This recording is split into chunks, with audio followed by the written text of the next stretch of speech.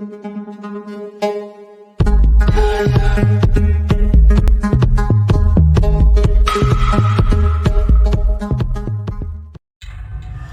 apa kabar? Semoga kamu dan keluarga semuanya dalam keadaan sehat ya.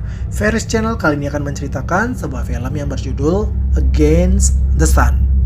Film ini bercerita tentang kisah nyata perjuangan bertahan hidup 3 tentara Angkatan Udara Amerika Serikat yang mengalami kecelakaan saat Perang Dunia Kedua pada tahun 1942. Mereka terapung di lautan lepas Pasifik Selatan sekitar 1000 mil dari daratan.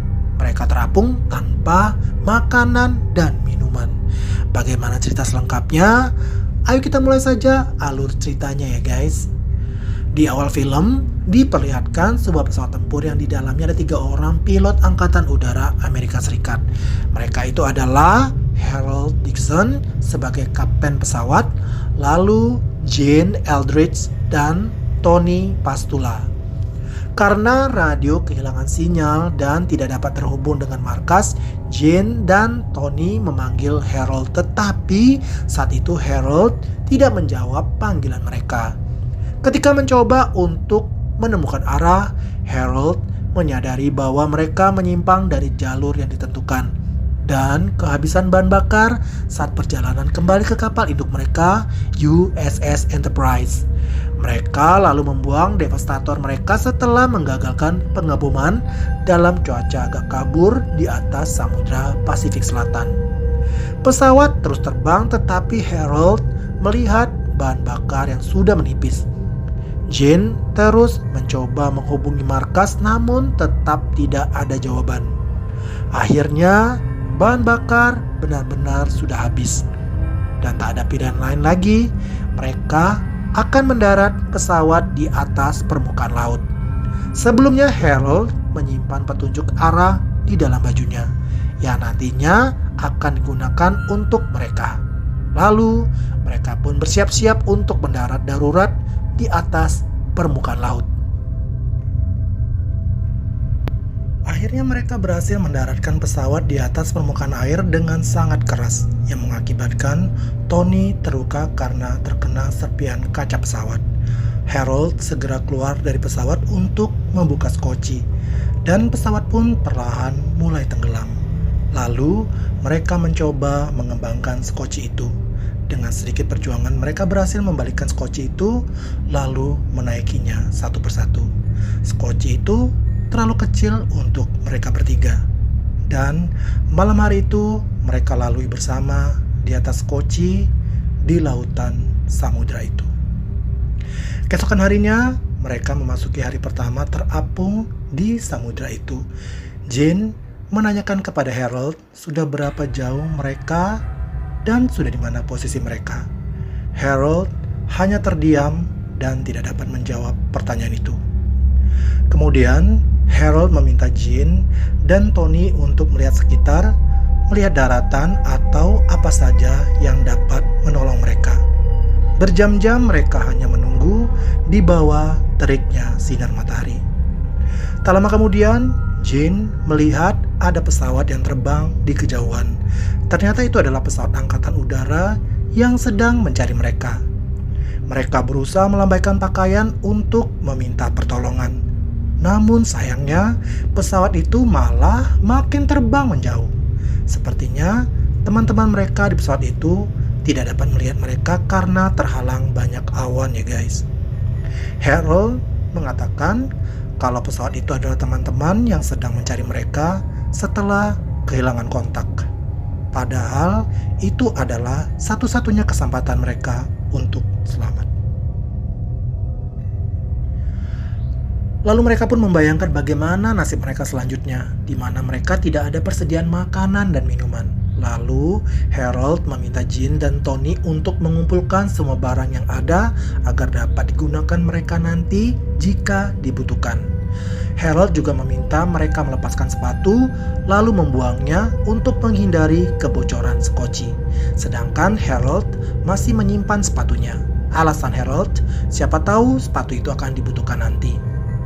Lalu Tony juga mengatakan kalau ia menyimpan pistol yang akan digunakan nanti jika diperlukan.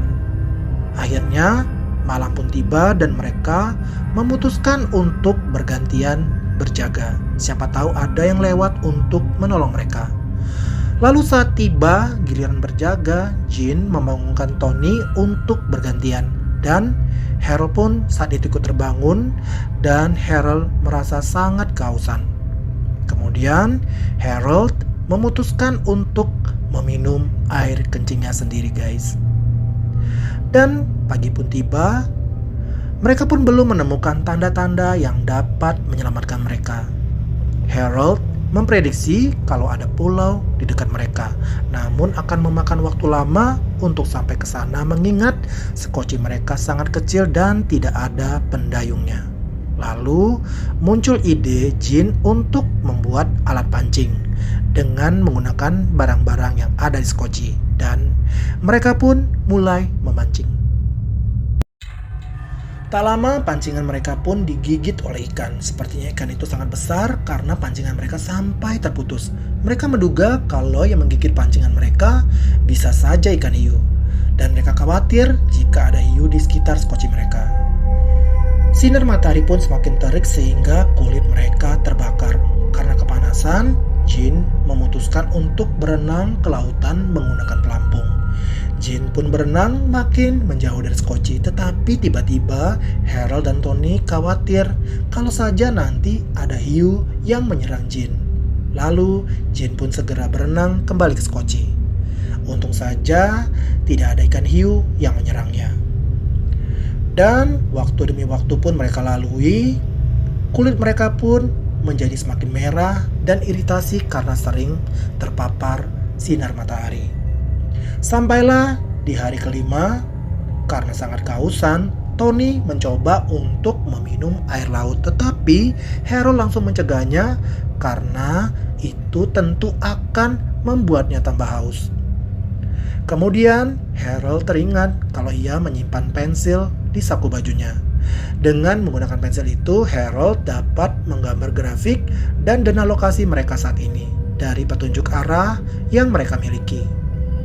Dan Harold dapat mengetahui di mana posisi mereka berada saat ini. Lalu mereka membuat suatu benda dari pelampung yang diikat dengan tali. Lalu benda itu digunakan sebagai pendorong skoci untuk mengikuti arus laut agar lebih cepat mencapai daratan. Mereka pun senang karena usaha mereka cukup berhasil. Setelah itu mereka pun merasa sangat kehausan dan berharap setidaknya ada hujan yang turun. Lalu mereka bersama-sama berdoa meminta kepada Tuhan supaya hujan turun. Setelah itu mereka pun berjanji bersama untuk mengobati rasa bosan mereka sudah berhari-hari terapung di lautan. Mereka ini berasal dari berbagai bagian Amerika Serikat dan mereka mulai saling berbagi cerita tentang makanan asli daerah mereka, tentang keluarga, dan mereka ingin segera kembali ke rumah dan ingin melihat keluarga mereka lagi. Dan malam pun tiba, doa mereka dikabulkan karena hujan pun turun di malam itu, guys. Mereka tentu sangat senang dan bersyukur. Lalu mereka meminum hujan sepuasnya dan juga menyimpan persediaan air untuk beberapa hari ke depan. Keesokan harinya, Jin mencoba kembali untuk memancing ikan. Karena tidak ada juga ikan yang nyangkut di pancingnya, Jin pun mencoba menggunakan pisau lipat untuk menangkap ikan. Awalnya Harold melarangnya karena itu dapat merusak skoci, tetapi tak lama secara mengejutkan Jin berhasil menangkap bayi hiu dengan pisau lipatnya. Mereka bersama-sama sekuat tenaga memegang hiu itu agar tidak terlepas ke laut.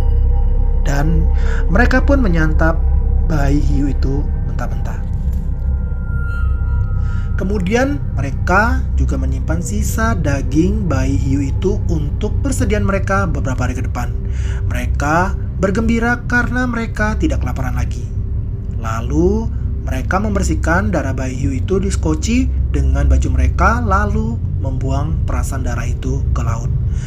Tetapi mereka baru tersadar ternyata darah bayi hiu itu telah memancing hiu-hiu lainnya malah berdatangan mendekati skoci mereka. bukan hanya satu, melainkan sekawanan hiu mengelilingi skoci mereka. Pada malam harinya, Jin pun terbangun dan mencuci wajahnya. Tetapi tiba-tiba saja tangannya Jin ini digigit ikan hiu guys, yang tentunya membuat tangannya terluka cukup parah. Lalu Tony menembaki hiu itu. Kemudian Harold mencoba menghentikan pendarahan di tangan Jin. Dan malam itu mereka lalui dengan perasaan was-was, takut sewaktu-waktu dapat diserang ikan hiu. Mereka pun sudah 10 hari terapung di lautan. Persediaan makanan dan minuman pun mulai menipis. Mereka membagi rata makanan dan minuman yang tersisa. Lalu mereka berdoa bersama memohon untuk keselamatan mereka. Tubuh mereka pun semakin kurus dan kulit mereka bertambah merah dan iritasi karena tiap hari terkena sinar matahari yang sangat panas.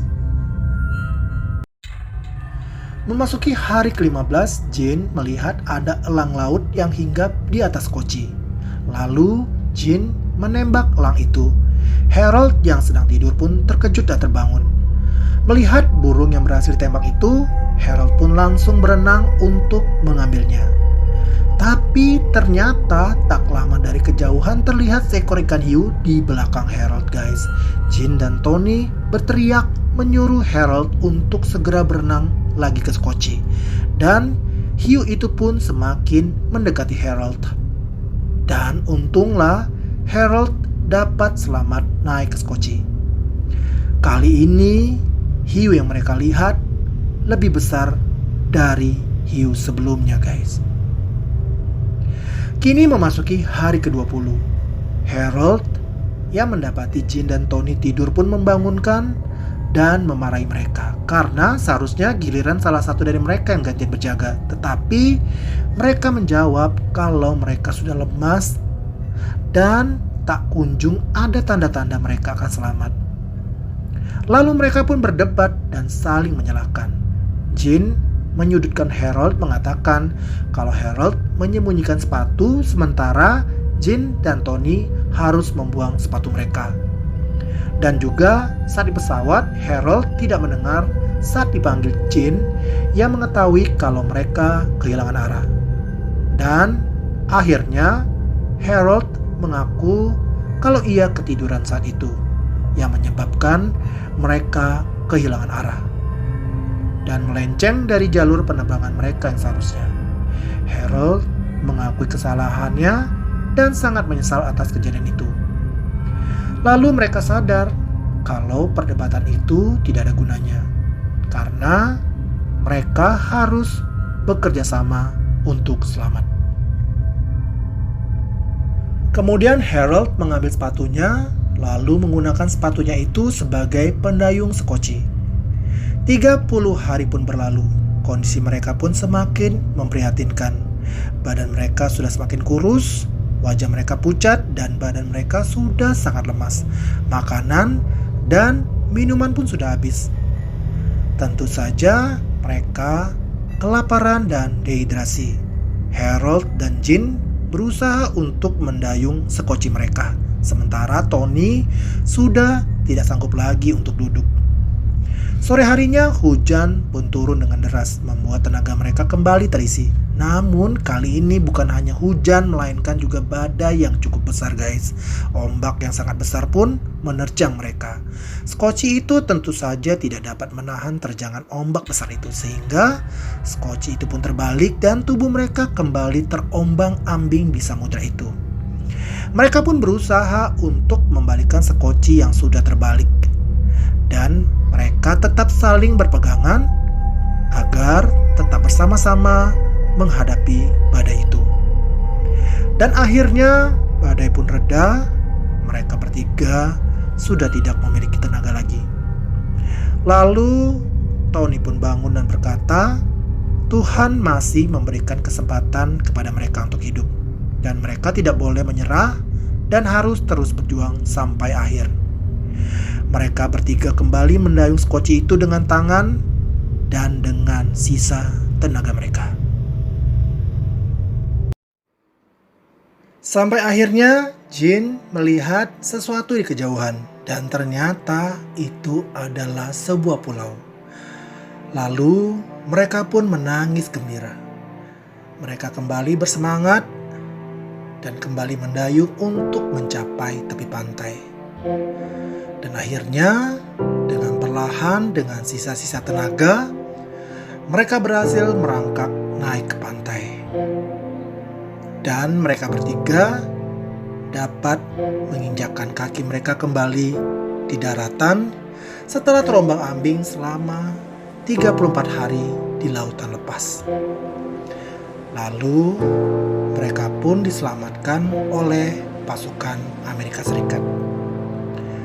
Setelah peristiwa itu, Harold Dixon dianugerahi penghargaan karena memimpin krunya selamat.